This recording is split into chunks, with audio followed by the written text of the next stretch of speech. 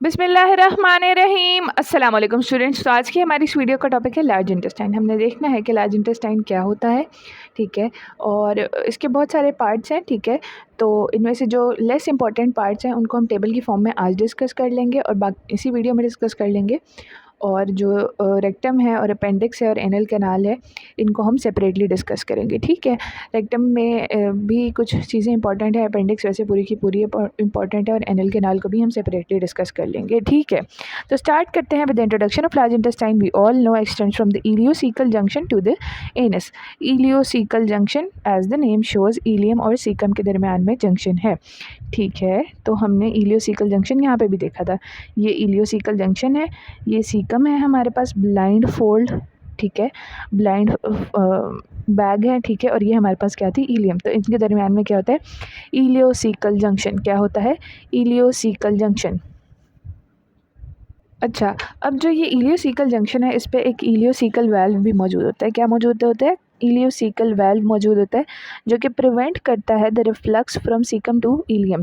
Prevent करता है कि जो हमारे पास सीकम में फूड, जो भी हमारे पास सीकम में बाउल इकट्ठा हो रहा है, वो इलियम में रिफ्लेक्स बैक ना करे। और क्या करता है, और it regulates the passage of ileal contents into the caecum.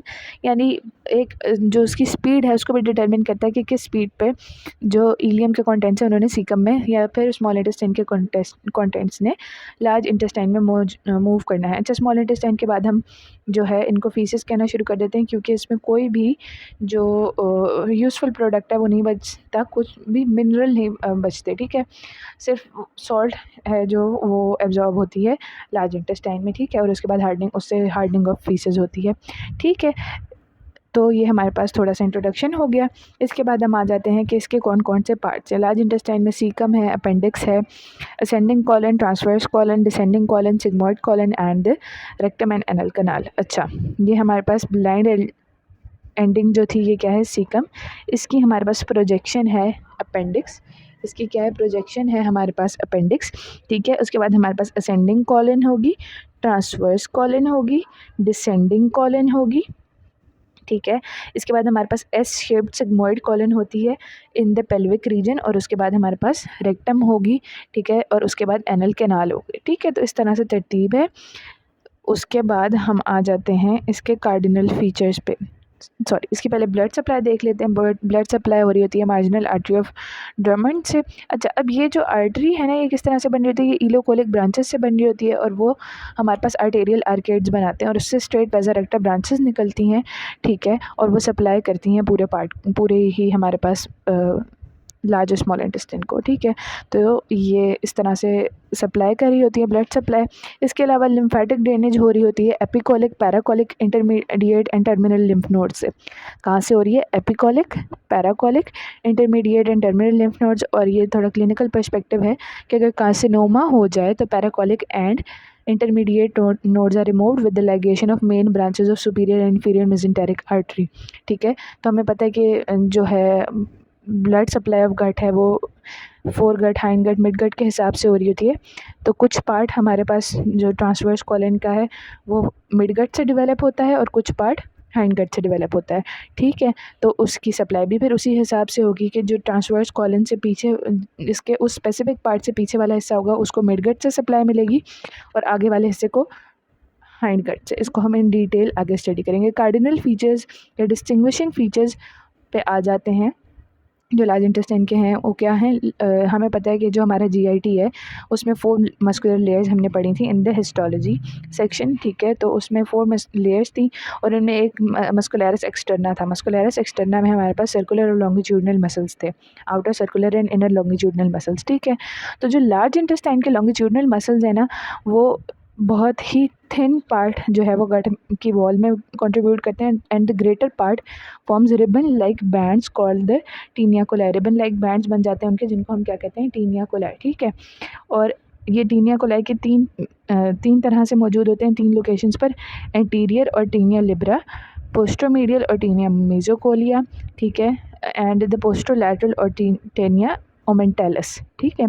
तो ये हमारे पास 3 तरह के हैं, कौन कौन से, एंटीरियर और टीनिया लिब्रा, पोस्टोमीडियल और टीनिया मेजोकोलिया, पोस्टोलैटरल और टीनिया ओमेंटालिस।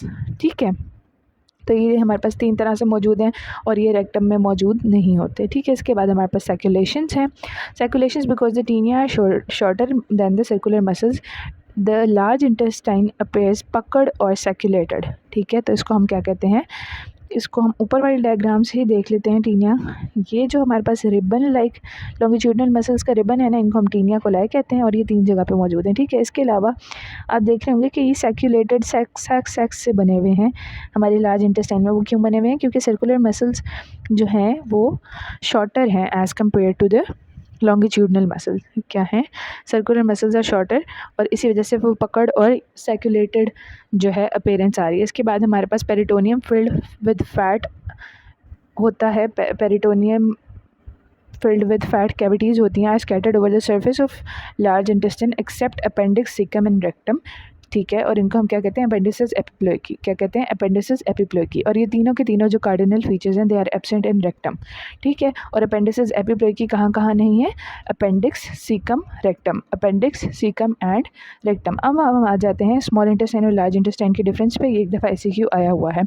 ठीक है, तो जो भी कार्डिनल फीचर्स हैं वो ऑफ कोर्स लार्ज इंटेस्टाइन में होंगे और स्मॉल इंटेस्टाइन में नहीं होंगे।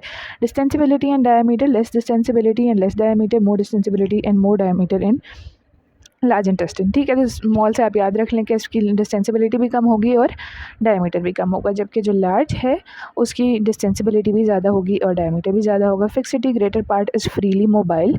स्मॉल इंटेस्टाइन हमें पता है कि फ्रीली मोबाइल क्यों है, क्योंकि उसके जो है सिग्मॉइड कॉलन है, सिग्मॉइड मेसोकॉलन है, ट्रांसवर्स क्योंकि हमें पता है कि जेजुनम और इलियम जो हैं वो पेरिटोनियम इंट्रापेरिटोनियल है, जबकि सिर्फ जो ड्यूडेनम है उसका भी कुछ पार्ट इंट्रापेरिटोनियल है और कुछ रेट्रोपेरिटोनियल है। तो पेरिटोनियम मोबिलिटी देती है। ठीक है, इस वजह से जो स्मॉल इंटेस्टाइन है उसका greater part is freely mobile. ठीक है, और greater part is fixed in large intestine. क्यों, क्योंकि असेंडिंग और डिसेंडिंग कॉलम्स जो हैं उनका मेजेंट्री नहीं होती। ठीक है, इसके बाद विलाय पे आ जाते हैं। There present in small intestine. अब हमारे पास स्मॉल इंटेस्टाइन में क्यों होते हैं, क्योंकि यहाँ पे एब्जॉर्प्शन ऑफ न्यूट्रिएंट्स होनी है, लार्ज इंटेस्टाइन में नहीं होनी, तो विलाय नहीं होंगे। ट्रांसवर्स म्यूकोजल फोल्ड्स परमानेंट होते हैं in the small intestine and large intestine में obliterated when longitudinal muscle coat relaxes. ठीक है, कुछ हमारे पास जो जितने भी हम GIT में फोल्ड्स पढ़ेंगे कुछ कांस्टेंट है और कुछ इनकांस्टेंट है। जो कांस्टेंट है वो उन पे मसल कॉन्ट्रैक्शन का कोई फ़र्क नहीं पड़ता और जो इनकांस्टेंट है उन पे पड़ता है। Peyer's patches present in ileum, absent in the large intestine.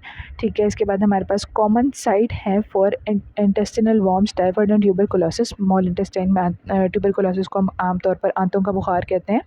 ठीक है, तो ये हो सकता है इन द स्मॉल इंटेस्टाइन। कौन कौन सी अटैक्स हो सकते हैं स्मॉल इंटेस्टाइन पे, intestinal worms, typhoid, tuberculosis. Intestinal worms, typhoid and tuberculosis.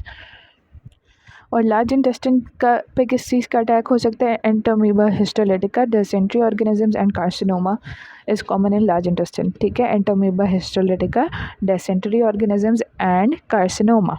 ठीक है, effects of infection and irritation small intestine में होगी तो डायरिया होगा और लार्ज इंटेस्टाइन में होगी तो डिसेंट्री। डायरिया और डिसेंट्री में क्या फ़र्क है, डिसेंट्री या वाटरी होता है और डायरिया वाटरी होता है और डिसेंट्री में ब्लड होता है। ठीक है, तो ये डिफरेंस है।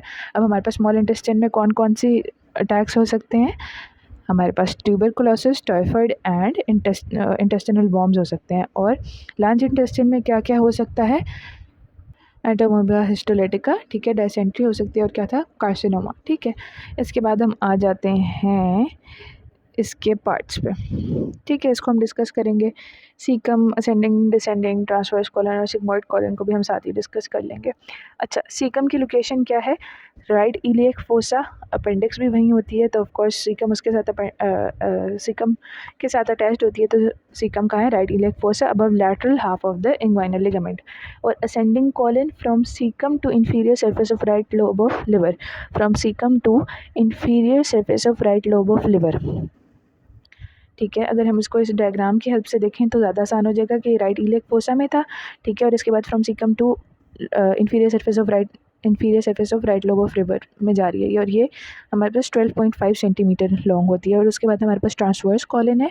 ठीक है, और उसके बाद डिसेंडिंग कॉलन होगी। ट्रांसवर्स कॉलन हमारे पास एक्सटेंड करी होगी from the right flexure, from the right colic flexure to the left colic flexure, from the right colic flexure to the left colic flexure. ठीक है, इसके बाद हमारे पास ट्रांसवर्स कॉलन आगे extends from the abdomen from right to left colic flexure, और descending colon from left colic flexure to the sigmoid colon, ठीक है, टू द सिग्मॉइड कॉलन। अगर सिग्मॉइड कॉलन का पूछा जाए तो ये पेल्विस में होती है, एस्केप्ड होती है और डिसेंडिंग कॉलन को कनेक्ट कर रही होती है विद द रेक्टम, ठीक है। इसके बाद हम आ जाते हैं वेजल्स पे। वेजल्स में क्या होगा, सीकम की ileocolic artery and superior mesenteric vein, ileocolic artery and superior mesenteric when.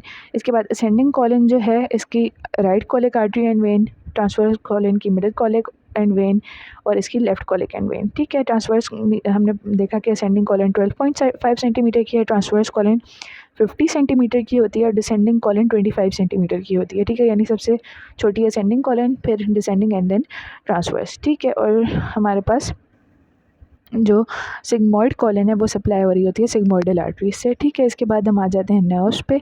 Nerves में हमारे पास ये हिसाब होगा कि जो हिस्सा मिड गट से ड्राइव हो रहा होगा उसकी अलग इनर्वेशन होगी और जो हाइंड गट से ड्राइव हो रहा होगा उसकी अलग इनर्वेशन होगी, ठीक है। तो जो सीकम है इसकी इनर्वेशन सिंपैथेटिक T10 से L1 तक है और पैरासिम्पैथेटिक वेगस से है।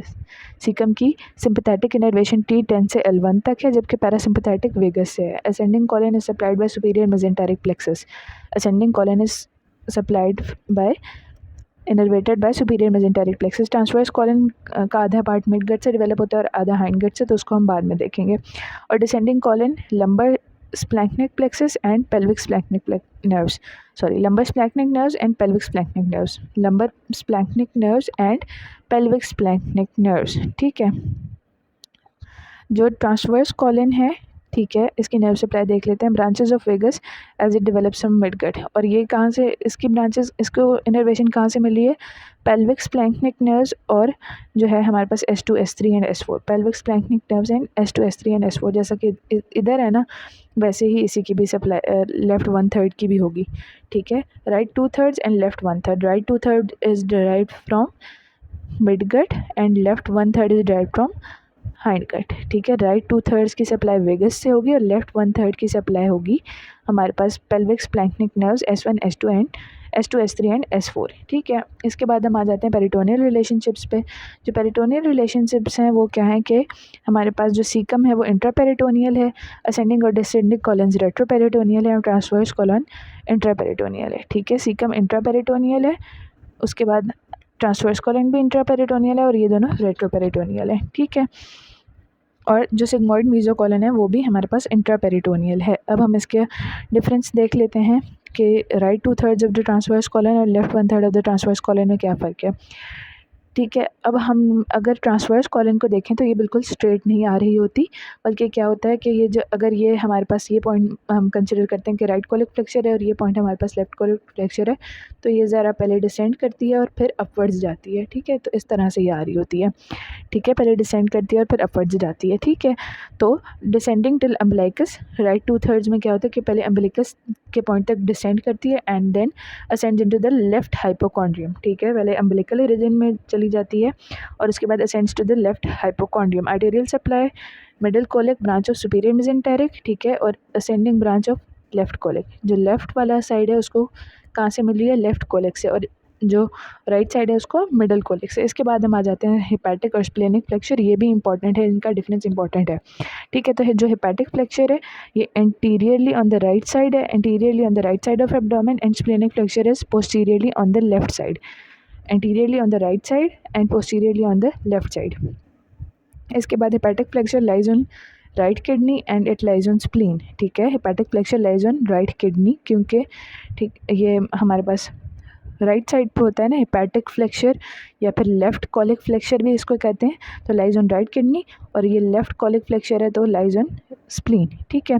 इसके बाद supplied by right colic artery, supplied by left colic artery, no ligament is attached to the right colic flexure and phrenicocolic ligament is attached to left colic flexure और the splenic flexure, ठीक है। It lies at the level of L2 vertebrae and it lies at the level of T12, यानी जो hepatic flexure है it is lower than the splenic flexure कैसे, हमने कहा था कि पहले हमारे पास जो ट्रांसवर्स कॉलन है वो डिसेंड करती है टिल अम्बिलिकस और फिर वो असेंड करती है और लेफ्ट हाइपोकॉन्ड्रियम में पहुंच जाती है। तो जाहिर सी बात है कि जो हेपेटिक फ्लेक्चर है वो लोअर होगा as compare to the splenic flexure. ठीक है, इसको हम दोबारा से देख लेते हैं कि hepatic flexure is placed anteriorly while the splenic flexure is placed posteriorly. It lies on the right kidney and it lies on the spleen। ठीक है, इसकी कोई अटैचमेंट नहीं है विद द लिगामेंट, ये फ्रेनिकोकोलिक लिगामेंट से अटैच्ड है और it lies at the level of hepatic flexure lies at the level of L2 vertebrae while splenic flexure lies at the level of T12 vertebrae। Okay, so that's all for today. I hope you find this video useful. Stay tuned and get subscribed to my channel. Furthermore, don't forget our Palestinian brothers and sisters in your prayers. Thank you.